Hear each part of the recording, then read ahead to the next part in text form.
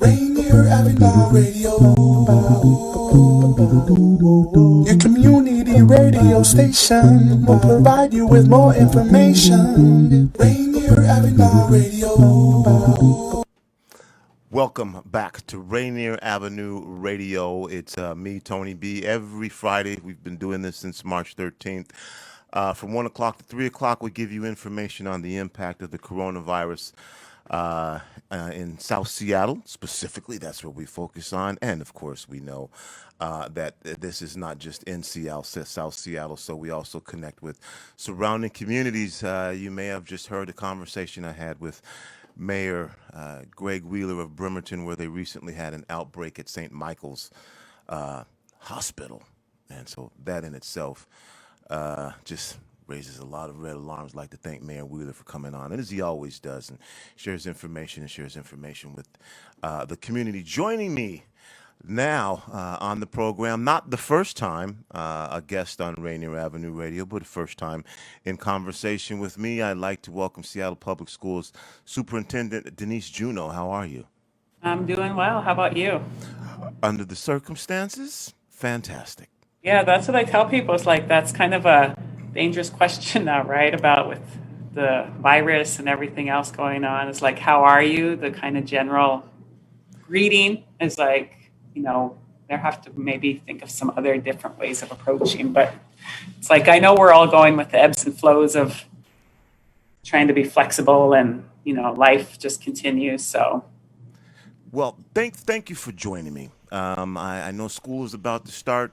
Again, you know how we get down at Rainier Avenue Radio. My main interest is about what's happening and impacting our community. And so that would be also the schools within our community. Well, we have a very diverse population. And as we were saying at the very beginning of this, that our community was going to, whatever was going on in our communities was going to be exacerbated by the coronavirus. And sure enough, that was the case. Initially, we were dispelling myths. We had some folks on at our local schools where Asian students were already experiencing discrimination, and black students were saying that they couldn't get it. And we've also seen how systemic oppression and racism of 400 years added on to what's going on now only makes this, again, something that for those who are experiencing disparities, it only makes it harder on them. Having said that, Mayor Juneau, we're not going to have a whole lot of time, but I do appreciate you coming on, and there's a lot of folks that want to know what's going on with their schools. So I'll start off with this. Do you look at South Seattle as a potential area that is going to need additional services, or because of the equity program within the Seattle public school system, is everybody just going to kind of be treated the same? In South Seattle, where we know there are some greater needs, do you look at this as communities that may require extra services? Yeah, I mean, so we have, I hope you're aware, a really strong strategic plan that we call Seattle Excellence. It is, the community helped us create it. In fact, they pushed us to make sure that we're paying attention. It's super strong as a result of their community input. And so I'm just really thankful for the people who sat on that and pushed this district to be stronger in its efforts. There's been a lot of, plans and words that have, held us accountable to paying attention. But our strategic plan really is focused on students of color from educational justice. It has an intentional focus on African American and Black boys and teens in our system. And we try to really build structures around that. So when we find places and think about where our supports need to be, for just one example, we're going to have these tech hubs, right? Technology hubs at the beginning of school so that families and students can show up to make sure their technology is working, to make sure that they have a device and a hotspot if necessary. And those will be located primarily in the South End and areas where we know families may need extra supports. And so, I mean, even when we were rolling out our devices in the spring, our first targeted population was to make sure that our African American and Black seniors had those devices in their hand, and then the rest of the high schools. And so in all of our efforts, we're really trying to be as intentional as possible to focus on African American boys and teens in our system and the supports that they might need to be successful first. And what did you learn from last spring that you said, okay, we fixed this now? And I know that there's a number of things, but we know what happened is the school system was not prepared, and those who suffered the most, again, were some of the members of our community, schools in our community. And I remember, and I'm not, it was what it was, but when this first happened, the thing was, oh, we got to make sure the kids get fed. Well, you know what? They needed to continue to be educated because other schools were doing that. But there was also this realization that things that we had known for a long time, lack of internet, lack of the computers, lack of the laptops, and the role that the school played in making sure that, again, for a lot of students, that's where they depended, not only for a good meal, but also in some instances, it was a safe place to be. What did you learn that you feel you've corrected moving into this fall of 2020 that folks will feel that you can share with our community that they can feel better about? Because they know what went wrong. What did you correct? Yeah, no, it was like we were thrown right into an emergency crisis education moment as a result of, the transmission rates of the virus, and having to close our doors to our buildings was not good for anybody. I mean, we know that we are best in person, in classroom, with personal relationships being built between their educator and families and students.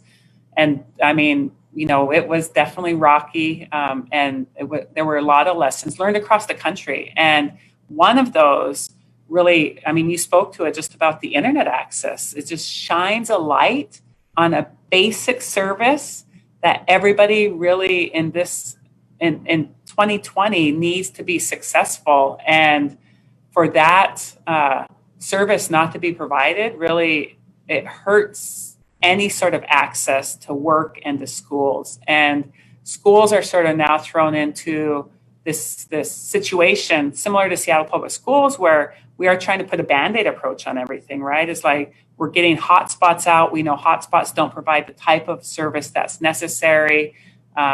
We know that kids can have a device, but if they don't have access, it impedes their ability to be actually engaged with education. And so going forward, that is something that's going to need all of us to be advocating for broadband for all. I mean, it should just exist, particularly in a city like Seattle that claims to be so high tech and have all these big tech giants here. I mean, for us to be, as a district, to be filling in the gaps on technology access really is, it's a little bit ridiculous. And so we will definitely advocate that going forward. In the meantime, like I said, we're doing the best to fill those gaps. We will have, by the end of, by the first day of school, our goal is to have a device in every student's hand in Seattle Public Schools.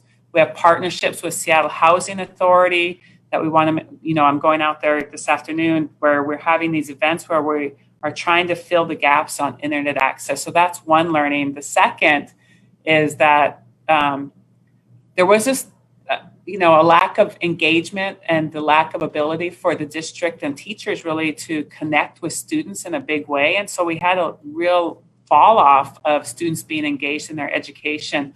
One thing we heard from families really was that they needed a set schedule, right? It's like at the beginning of this, there were different ways that teachers were trying to communicate, whether that be by email, phone call, different technology platforms. And so now we want to have a consistent platform where families and students can go to, that everything is there, right? That they need to know about what they need to be learning. more live instruction from their teachers. And so there will be live instruction that's happening. So common platforms, live instruction, consistent schedules. So start times and end times for every school in the district. And so setting up those systems and structures and the foundation of what needs to happen was just something that we worked on all summer, and we're finally in a spot where we have that system built. Right now, this week, we're providing professional development for teachers. That includes anti-racist education training. That includes how to use the technology. That includes how to deliver quality instruction. And so we have a set amount of days at the beginning of school that's going to help our educators be better at this type of learning experience. My guest again is Seattle Public School Superintendent Denise Juneau. We are talking about fall opening school 2020 and some of the changes that are in place, some of the things that you can look forward to if you're a parent. We want to share this with you again. I'm going to probably run through some of this stuff very quickly because there's so much to cover. Putting an infrastructure in place and having those things be there, and then having to test this thing, when the rubber meets the road, things are bound to not be in place. When this happens, it's usually the people again who have the least, who need things at that point. What can you assure the parents, or what can you tell parents? You say, well, we hope to have laptops, we hope to have devices, we hope to have hotspots. If that's not the case, then people are going to need to know where they can go, who they can talk to in the midst of trying to figure out, how am I going to get to work? How am I going to provide childcare? How am I going to do this? And we've seen already that phone systems get backed up, that people get put on hold, that phone calls get dropped. How can parents know if they have questions once this starts happening, that they're going to get answers right away? Because the minute school starts, some kids are going to start falling behind already. Not that they haven't already fallen behind from the spring. What is going to be the mechanism to make sure that those families have communication that you can share right now, and to let us know that there will be answers to these things when they happen?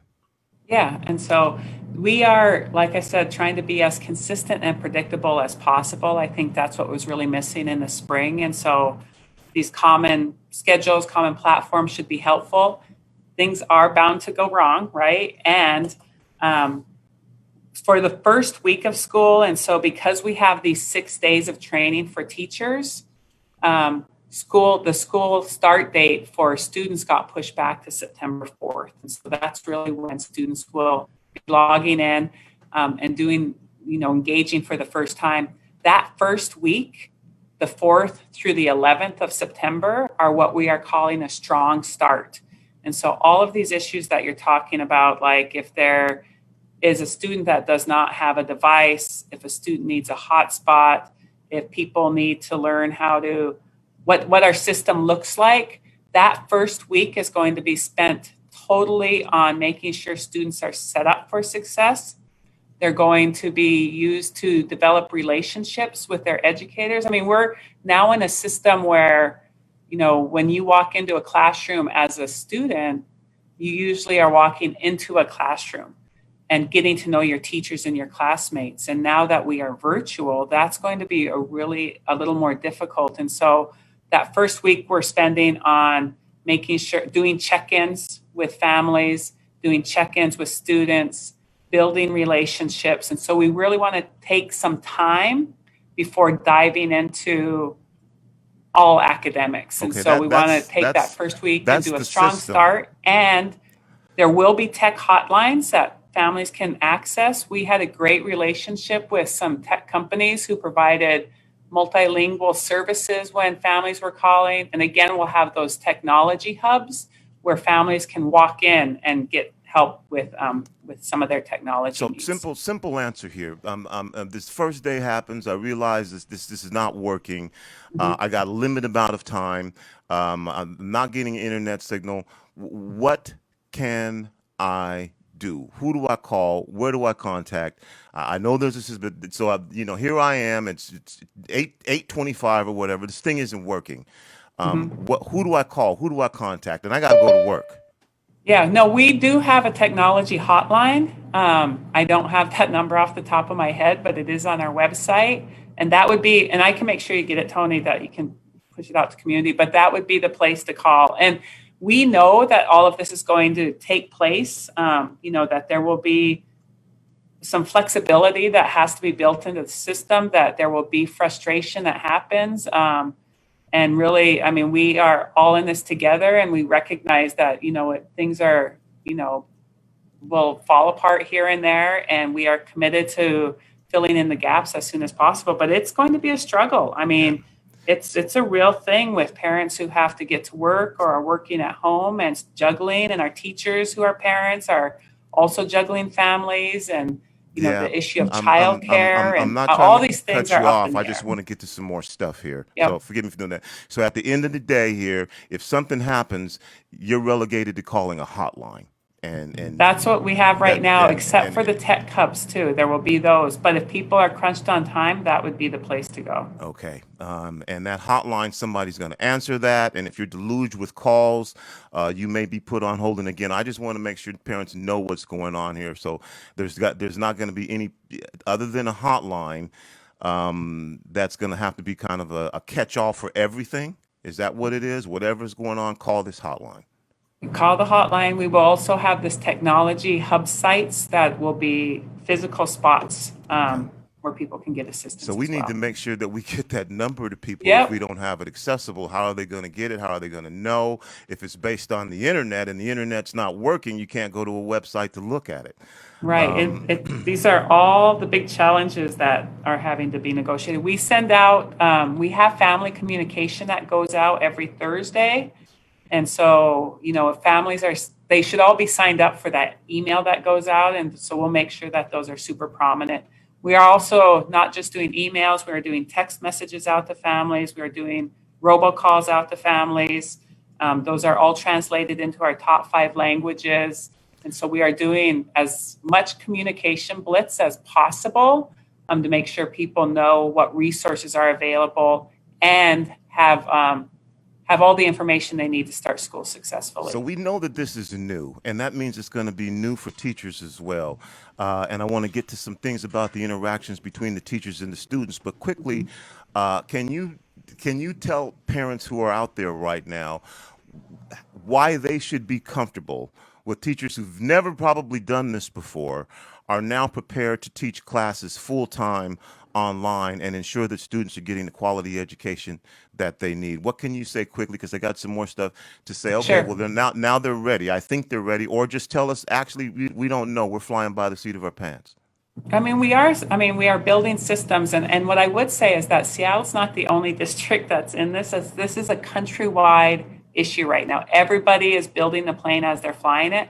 What I will say is that these 6 days that we have with our educators are really going to be helpful as far as understanding our online platforms, knowing how to deliver that education, and the schedule is not going to be just like an all day you're online looking at a screen sort of learning. There will be many live lessons that are given to or that are provided to students, and there will also be sort of these on-demand places in their virtual classroom that they'll be able to go to do deeper learning. And so it's not an all-day session online.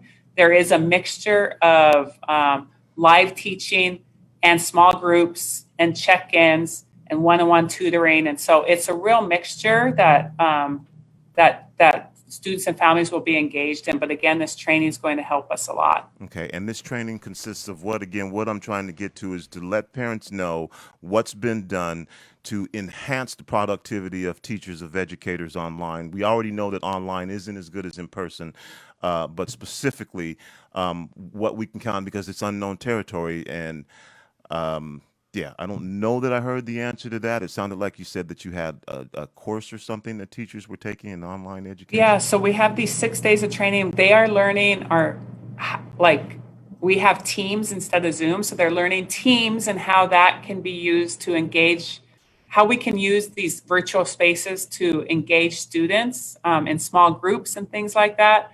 They're learning, and they're actually right now in their buildings virtually interacting with their peers and developing the curriculum and the schedules that our students will be engaged with. So they are getting training on anti-racist educational practices.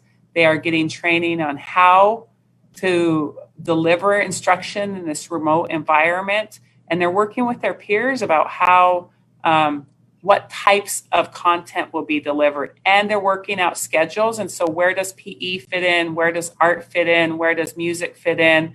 And so that's what everybody's engaged in right now. And those schedules will go out to parents next week. So they will see how their teachers are still working together to provide that quality instruction for students. You're listening to Rainier Avenue Radio.World, our special Friday edition of the impact of the coronavirus on South Seattle. My guest joining me is Seattle Public Schools Superintendent Denise Juneau. And obviously we're aware this is taking place all over the country. Again, my emphasis is to the community of this radio station. So those are the answers that I'm looking for, because those are the answers that impact our community. And given that all students don't learn the same, what's this going to look like when you have students? I mean, the teacher, in some instances, kids move around. I mean, how is it going to be managed? What's going to happen, in situations where what if a kid wears his pajamas? What if a kid is inattentive? What if a kid is disruptive? There's things that you can do in person that you can't do over the phone. And again, how are you going to regulate this if there are kids who are different types of learners that need different types of attention? In particular, if you're talking about special education, is there any one-on-one? And I know you don't necessarily, this is all we're learning on the fly, but still, you're the one in charge, and people are going to want to know what you're doing about this. Yeah, so there will be some students with individual education plans, or IEPs we call them, that need special education services in person. That will be provided. There are some students that are going to need that direct instruction in person. And so we've worked with our educators. And so there will be some of those in-person instruction when their IEP requires in-person instruction. Also, everything is sort of relaxed. I mean, I'm not, I doubt that teachers will require students to be on camera all the time, and so there will be a lot of, our educators are going to have to adjust to this environment as well. And for the first time, I mean, it really is deprivatizing the teaching profession. Teachers are in the living rooms and bedrooms and houses of our students as guests. And so there's going to have to be an adjustment and a mindset that kind of has to approach education differently. And those are the types of conversations they're having this week of, what are the expectations for students when they're online, and how can we make sure that it is that it's not harmful, right? And that we are providing safe spaces. We still have to build a safe and welcoming environment, even in this setting. Yeah. And so that's really our conversations that our educators are having. Okay. Again, this time is going by really quickly. That brings up another. You can't send someone to the principal's office. Mm-hmm. You can't send one to the counselor's office. Quickly here, what's going on with all of those other folks? The counselors, mm-hmm. the nurses, the instructional aides, the front office workers. How are they being impacted during this? Yeah, so our front office people are still in buildings. There's still going to be a need, like for deliveries to come to the school. I mean, people are still in the buildings, and our teachers have the option to go into their classroom. And so they can be doing their live lessons from their classroom. And so there may be, teachers that are beaming out into homes from their classroom. All their stuff is in their classroom. There's good internet there. And so, we're providing that opportunity for our educators. If they want to go to their classroom, they can. And so our buildings will be open. We have, sign-ins and all the attestations that have to happen because of COVID-19 that are at the front doors. People are still checking in. Our principals are around. Our counselors are still engaged and should be working with students. Our nurses are engaged. And the instructional assistants should still be working with their teachers on special special assistance that some of our teachers may have. And so there may be some one-on-one tutoring that happens. And so those things are still all in place. And if a kid wanted to see in a a virtual counselor, environment. they could see a counselor. That would be the Yep. same thing. The counselors are still working. All right. You know, I'm almost out of time here, and that's why I was rushing you. 'Cause I knew you were going to. And I do appreciate you come on, but you know, half an hour is not enough for me to I talk know. about my We'll be career. back, Tony. All right. We need more. We have more questions than that, and I want to give you time for full explanation, so we got to rush you through this to get we want to. But I do appreciate you coming on, and let's not wait too long to get back on, especially when this thing gets fired up, because I know folks will have questions at that point. Everybody doesn't have time to read or hear. It just is what it is, but they can certainly listen. So let's provide them with that opportunity. Thank you for coming on. And you know, I've got Dwayne Chappelle and some folks from pre-K coming on to talk about what's going on there right after you. Oh, great. As well, so that we can get our parents and guardians prepared for the school year. We'll be back to talk with, again, the Department of Early Learning for the City of Seattle. We're also going to talk with you about after-school programs, what that's going to look like, free tuition for pre-K, all that stuff when we come back right after this. Yeah. Rainier Avenue Radio.world, breaking radio boundaries.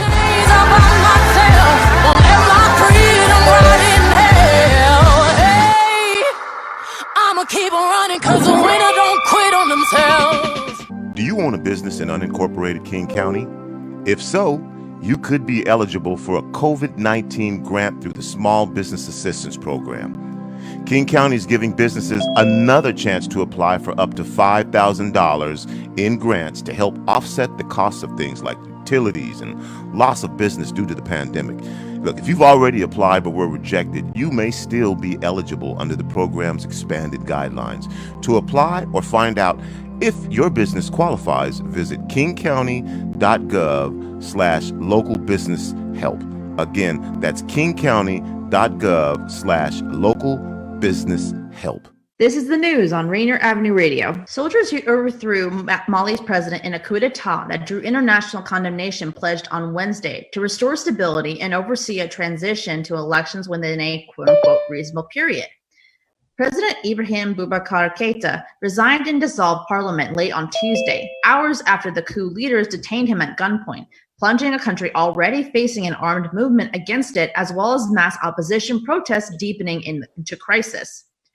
Per Al Jazeera, Colonel Major Ismail Wagwe, a spokesman for the coup makers calling themselves the National Committee for the Salvation of the People, said they acted to prevent Mali from falling further into chaos. And that's your news on Rainier Avenue Radio. The coronavirus is real. Let's be diligent about washing our hands. Did you know that this virus can live on surfaces for up to 9 days? That's why it's also important to disinfect things that an infected person might touch, like your cell phone. Even if you wash your hands often, when you pull out your phone, those germs go right back on your hands. When's the last time that you cleaned your phone? When the virus is spread by sneezing or coughing, those tiny airborne droplets eventually land on surfaces that you touch with your hands. On average, we touch our face 16 times an hour, which is why it's important to wash your hands and wipe down commonly used surfaces, including your cell phone. This message is a public service of RainierAvenueRadio.world. We got the feeling now? Yeah! R&B, soul, funk, 50s, 60s, 70s, 80s. We give you all that and more on Star Time. Join me, Paul Pearson, for a 2-hour trip through the history of R&B. A new episode every week on Wednesday at 2 p.m. Come and get the feeling on Star Time on RainierAvenueRadio.world.